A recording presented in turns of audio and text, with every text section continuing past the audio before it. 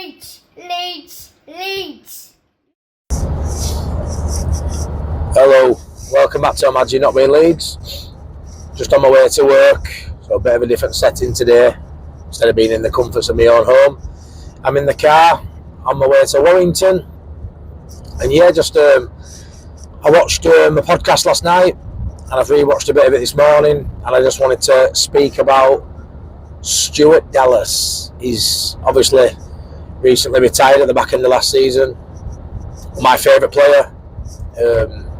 Obviously, before he got his injury, I was devastated that we didn't see him after that. But yeah, he's done a podcast with Ben Foster on the Fozcast. I think it came out yesterday. Really good insight into the injury, really specific on things as well. And I think, you can listen to me waffle on a little bit about certain parts that I found interesting, but I think you should definitely go check it out. It's on Spotify. I think there's been a few clips leaked on social media, which is what sparked my attention to, seeing that he was there. And yeah, like I say, it's about an hour and a half long. And it's just it's a really sad story and sad into, what was, a good career and turned out to be a fantastic end to his career, really, in terms of the last few seasons as a professional. He probably achieved more than he ever imagined he would. Like a lot of that Bielsa side, he turned water into wine and got on playing at the top of football, really, as Premier League players. Obviously, Stuart Dallas was a Northern Ireland international as well. Something on this podcast he touched on, towards the end. Very proud to represent his country. He got a lot of caps. He captained them at times as well, and it's a part of his career that you can see, he's beaming with when he talks about. But yeah, it's just a really good insight into, he goes right into detail about the injury and obviously the Bielsa times and things, and obviously it was a fascinating time, those 3.5 years under Bielsa. And now, obviously, a lot of players are getting towards the end of their career. And also, you've seen people like Patrick Bamford and Calvin Phillips on certain podcasts touching on stuff. I feel like now a lot more is going to come out of that era of Leeds United, and we're going to see a lot more, hear a lot more stories. Because, like you say, it's a very interesting time, and it's the best football and the best time we've had in recent memory. Definitely in the last 20 years or so, that period was by far our best as a fan base. So I think we'll see a lot more stuff come out in the coming years, I guess, as people come towards the end. There'll be podcasts and people in that sphere who want to hear more stories and want to know more about Bielsa and stuff. So this is like the real first one, really, that gives a lot more meat on the bones, and it really goes into detail about certain parts. Spygate, murder ball, Bielsa's language barrier, and how they go through, with the impersonators and people try to get the point across. And he even touched on how these people who are having to obviously relay the information Bielsa gives into English, and they can't just speak normally when Bielsa's animated and he's shouting, and so these impersonators have to also show that animation and show that aggression in getting the point across, like Bielsa, which he laughs about and says it was really funny depending on who we're doing it. Some did it better than others, and just certain little stuff you probably don't think about. It's just really in depth. But yeah, going back to his injury, it was a really innocuous challenge by Jack Grealish, and obviously it was under Jesse Marsch. It was Ireland Road against Man City, and he does touch on, we all. Well, I don't know about all of us, but me personally and a lot of fans and a lot of people I speak to, really didn't like Jesse Marsch era. Really didn't think he was the right man for the job, and Stuart doesn't say anything bad about him. He doesn't really touch on it really, but he does say the way Jesse had us playing at that time were very front foot, very get into him sort of orientated, and you could see that with that American aggression. He wanted you to be on front foot, he wanted you to fly in there and let him know you were there. Sort of toned down how we all sort of feel. We all sort of feel Jesse wanted you to kick him and get stuck in, and he obviously came out of that challenge worse off in a challenge where he really stuck it on Jack Grealish, and I think Jack Grealish's left leg just sort of followed through, and it just looked like something to note, and it was such a bad injury. one that was described as a car crash injury for something that just looked something to note, and he explained it to Stuart as he's on the floor and it's the worst pain he's ever felt. He's never broke a bone or anything, and he looks down and he's expecting to see a bone sticking out of his leg. It's that painful, it's that bad, and he looks down and there's nothing there, but he said the pain's just so bad, and when the people come on to the pitch and the game stops, and he said he's got all these things going through his head. Will he ever play again? His family, his kids, and he said the pain was just like no we'd ever experienced. And they give him, I think he said something like, he explained it a bit like an EpiPen, but I'm sure he said it's something like to suck on, like pain relief, and a bit like the equivalent of gas and air. And he said that really helped. It sort of knocked him out and spaced him out, and really strange to hear. Obviously, you don't really know what happens when a player gets injured, like step by step, and they take him. I think he said Rob Price, head of Leeds, like physio area. He sort of, head of the medical department, should I say? He has him in the changing room. He's going through certain procedures to check what it is, and he's saying this to you, I hope it's not an ACL, because he don't look like a bone break as such. Next worst thing's an ACL in football, and he's going through all the sort of checks he'd do, try to straighten his leg, do all this, and he just couldn't do any of the normal checks that check. And he said, looking at Rob Price and the medical department's faces in the room, he could see it was something bad. He could tell just by the general feeling in the room it was something really bad. But at that point, he literally gets rushed to A&E to the hospital in an ambulance, which I was surprised to hear, literally to LGI, and he gets wheeled into A&E. It's still in his Leeds kit, and like he said he thinks he went a 5:30 kick-off on Saturday night against Man City. So he says, as you can imagine, Leeds on a Saturday night, it's busy, A&E's packed. And I don't know what I thought, but I was quite surprised to hear they just wheeled him into A&E. But obviously, with him being Stuart Dallas, and he didn't wait in A&E. I think someone else sort of did that for him, went and did his details, and he sort of got put in the side room, as you'd expect. But yeah, he genuinely went to A&E, and he was there for the night. And he said he had his family over from Ireland. His dad had come over, his mum, and he says he would expect to just get potted up and go home. It turned out that wasn't the case at all. He spent the night in hospital, did certain checks, and then obviously it was private ambulance from then on. That's like when he sort of Leeds United insurance, football insurance kicks in, and he went down to London for his operation after a night in A&E. And he said obviously they expected it to be, after looking at the x-rays, like a 2.5-3 hour surgery while they're going and put screws and try and piece his knee back together. And after 7.5 hours it took for him to come out of surgery. Obviously his wife was beside herself, and the reason why it took that long is when they opened the knee up, it was like piecing a jigsaw puzzle together. It was absolutely torn to bits. They said the guy that did the surgery, it turned out it were two men, and they were the best knee surgeons in the world. Stuart described them as, and he said one of them was actually on holiday, and when he heard about the injury, got straight on a plane and came home early because he wanted to make sure that Stuart Dallas obviously got the best surgery possible, and the best medical staff possible to try and get him back playing. So he actually came back from holiday, flew straight back and performed the operation, which is incredible to hear. And they said it was just, he'd never seen an injury in 30 years of his career that bad, which is just insane to hear. Just really bad luck for the challenge it was. His knee was just all over, and it was also, I think he said, a partial ACL tear as well that had actually come away from the bone entirely, and he said that a part of the bone was actually missing. The fragment of the knee were missing, so they couldn't screw it back in the position it was supposed to go back on, so the ACL had to get screwed back to the bone, obviously with tiny screws, close as they could get it, which is just unreal to hear. And he speaks in depth about his recovery, how he was 3 months with, like, he couldn't put any weight on it for 3 months, so sort of bedridden, couldn't move from sofa, couldn't do anything with his kids. His wife had to do everything for him, just overnight like that, it just all changed.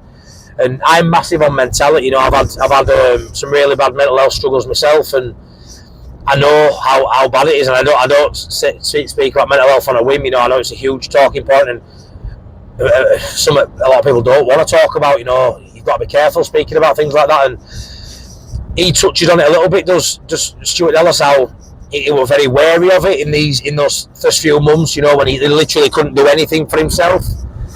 He was very aware that while his body was recovering, he had to make sure his the mental side of him didn't go pear-shaped. He didn't lose touch of who he is, and he had to make sure for the well-being of himself and his family that he did everything he could to keep that intact. You know, even though, as you can imagine, it's your livelihood, your job, but also his hobby, his passion, his love. You know, he didn't always get paid to play football. It's something he did as a kid because he loved it. Football's his life outside his family, you know. Very much like Leeds United's my life, and I'm just a fan. I can only imagine what it's like to be the player, you know. And he had to make sure he kept that going, and throughout his battle, it's unbelievably impressive that he didn't really let that slip, and that's testament to him as a person, to his family, to his friends around him. That he had dark moments, setback after setback, and ultimately never got back playing. At 31-year-old, an injury, you know, he still had maybe 3 years footballing him at a decent level, and he never went into too many dark places, you know. Drugs, drink, like some people struggle with in retirement when they have injuries. He never did any of this, and he worked tirelessly for 2 years to get back. And he touches on 7 operations in total. 7 operations. I think he said he went to theatre 11 times. 4 of them were clean-ups, getting rid of scar tissue. He explains going down for a manipulation, which I didn't know what that was, and that's literally opening him up and removing scar tissue. And also there were certain positions with the flexibility, you know, he couldn't straighten his leg, so manipulation is going down there and putting him to sleep and literally forcing his leg into positions that he couldn't naturally do while he was awake, for pain reasons, for reasons that his leg just wouldn't bend that far. So like he said, he could only imagine the cracks and the noises and stuff his knee were making while they're forcing and sitting on. He describes it as sitting and jumping on his leg, which I'm sure they aren't doing as ruthless as that, but to a degree, forcing his leg into positions he just naturally can't get it in, and the swelling after that and the pain he was in, and unbelievable. He explains after his first surgery how, you know, he's getting back and he's still way off. You know, he had it in his head that we're going to be about a 10 to 12 month layoff, and after so many months, you know, he gets back on grass and he's sort of just warming up, jogging, not in training. But he said someone tweeted a picture. He said he thinks Leeds United maybe put some out there in Northern Ireland, jumped on it and posted on their BBC page, and he said he really didn't need that at the time. You know, he was nowhere near ready to come back, and he said the expectation and pressure that put on, you know, fans thinking he's nearly back to playing, and Northern Ireland fans thinking, we're right back for next international break. It wasn't at all. It was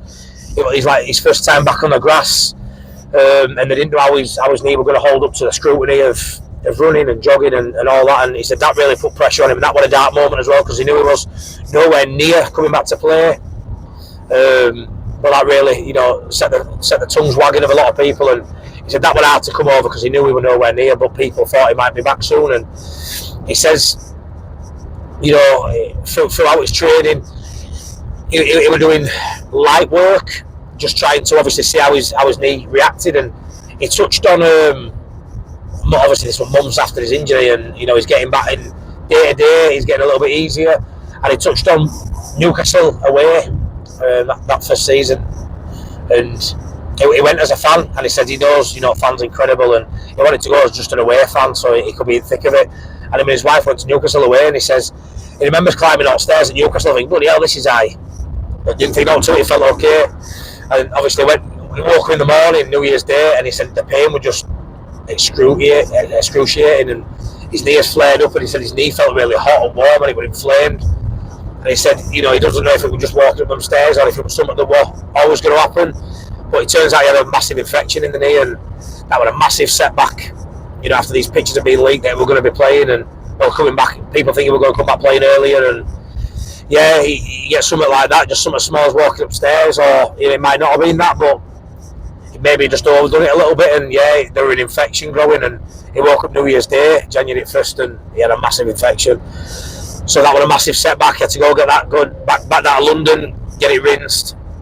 And he just goes into the detail of every operation, all these setbacks. He had another one where he was recovering after a couple of operations and previous infections. He went to watch his son play football, and the ball went out of play, and he sort of just lightly jogged to get the ball and knock it back in, and he felt something again, even though he'd done more intense training at Thorpe Arch. He felt something that day, if he just turned quicker or whatever, and just knocking the ball back into play for his son's football, and he felt something again, and that sparked another infection and another problem. And just bless him, every time he thought he was getting close, he'd speak to players. He said there was one conversation with Millie, and Mez didn't really realise how bad it was. He might be back playing soon, and you know, even when I think I'm going to be back in 3 or 4 months, he sort of says there were always something that just flared up, and it was never quite right. He mentions when he got his intensity to as high as he could do it in training. I don't know what he means by the numbers, but in terms of running stats, it was, you know, when he was at his peak, he could run at 34, 33, 34, 35 in whatever particular metric that will measure that. And when he got back to the intensity that he could push himself to with after this injury, he could only get it as high as 30, and that with a incredibly noticeable limp as well. So at these points, he starts thinking, you know what I mean, it might never happen, but it's just really in detail. And obviously we all love Stuart Dallas. I don't think there's a Leeds fan who doesn't think he was our best player for that first year and a half in Premier League. You know, he won us player of the year that first year back when we finished 9th, and got to a position as a footballer he probably never thought he'd get to, playing Premier League level, performing to levels. You know, Bielsa's probably the only person who could get him to those levels, and he sort of touches on that. You know, he doesn't take that lightly. Phillips, Bamford, Cooper, Ayling, they probably never get to those levels without the help of Bielsa. And like I say, he just touches on Bielsa as well as a person, and a little bit of Spygate. He also says, which is fascinating, is the detail Bielsa goes into. Obviously we all know it's second to none, nobody else sort of does it, and he sort of touches on nights in the hotel before you play, whether that's away or at home. He like to get you in a hotel and make sure you're focused solely on the game. And he used to say players in every position they get WhatsApped 6 or 7 minute clips of the player that they're going to face, or a couple of players depending on their starting lineup, who they might be facing. So if you're at right back, say Ayling, Bill will get maybe 2 left wingers and maybe a left back who, you know, 5 or 6 minute clips of these players, depending who's been playing recently, and he'd have to study them night before, just refresh. You know, we'd study them in depth throughout the week leading to the game, but a little refresher, a little touch up the night before I go to sleep, I'm thinking. But he said with me, obviously I'd know he'd name his team sheet the night before. I'd know I was playing left back or centre mid or right back or left wing or right wing, whatever it was that night before. So I'd sort of know where I were playing. But I'd have, say, you know, he sort of touches on whether he were playing left back. He'd have the 2 right wingers and maybe right back clips to look at. But then depending on an injury in warm up or whatever for Leeds United, he'd also have to study the centre mid pairing as well of the play. So whether everyone else might get 2 clips of the players they're possibly going to face, he might get 6 or 7 players. And he said he loved it. He loved that detail, and he didn't mind that. Some players like to play on PlayStation and relax, listen to music or watch movies on Netflix.